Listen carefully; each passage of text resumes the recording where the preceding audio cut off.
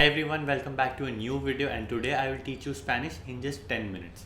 If somebody says that to you, he's 100% lying to you, because it is impossible to learn a language in 10 minutes, in 10 days, or even in 10 months.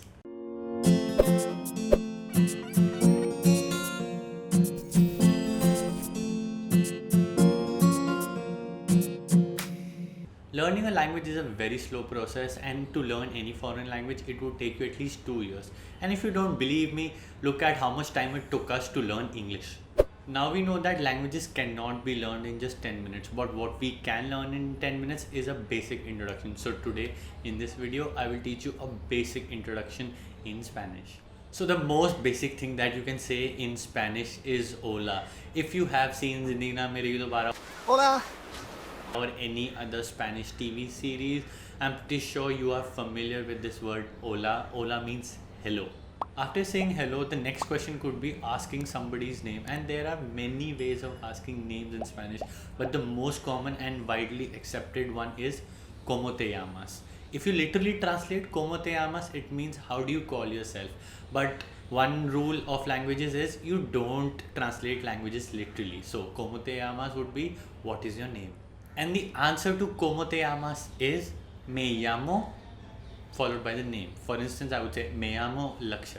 After asking somebody's name, the next question could be to ask their age. And to ask their age in Spanish, the question is Cuantos años tienes. And Cuantos años tienes literally means how many years do you have. In Spanish and in any Romance language, you tell your age by telling how many years you have. Unlike in English, the way we say is how many years you are. So never translate a language literally, and the meaning here is how many years you have, and the answer will also be in the same format. I have XYZ years. So the answer is Yo tengo 27 años.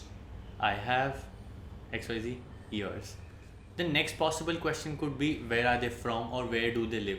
To ask where somebody is from, the question is de donde eres.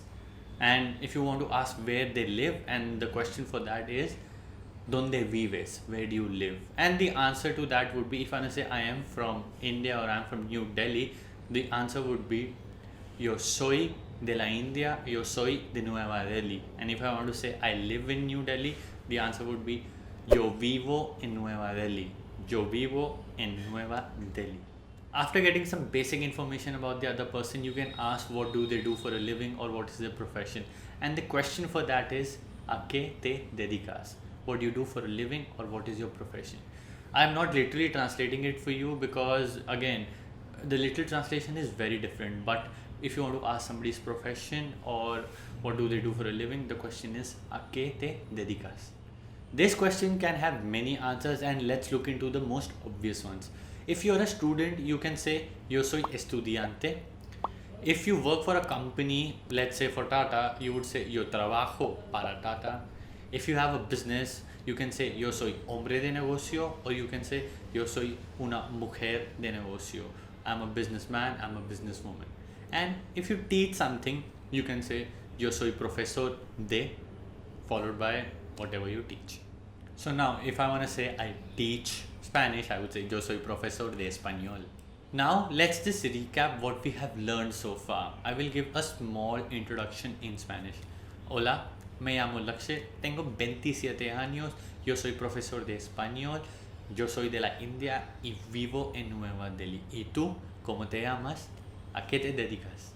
If you want to add more things to your introduction, you can add things that you like and things that you don't like. And the verb for like in Spanish is gustar. For instance, if I want to say I like to play football and I like to teach Spanish, so the sentence would be me gusta jugar el fútbol, me gusta enseñar español. So me gusta followed by the activity, things that you like. And if you want to make negative sentences in Spanish, it is very easy.